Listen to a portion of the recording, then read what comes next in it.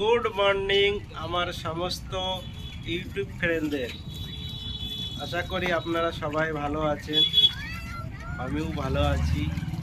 আজ সকালবেলা ঘুম থেকে উঠে মাছ বাজারে গিয়ে মাছ কিনতে গিয়ে দেখি একটা 17 কিলো ওয়েটের এই মাছটা এসেছে।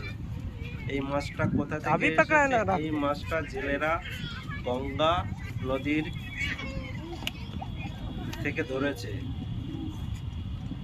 আর এই মাছ এখন সবাই করে নেবে, একা তো নেওয়া যাবে না। 17 কিলো, দেখো এই মাছটা সত্যি খুব বড়।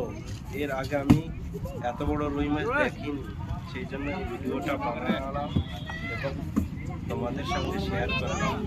মাছটা নদীর মাছ তো খেতে খুব টেস্ট হবে, সেই জন্য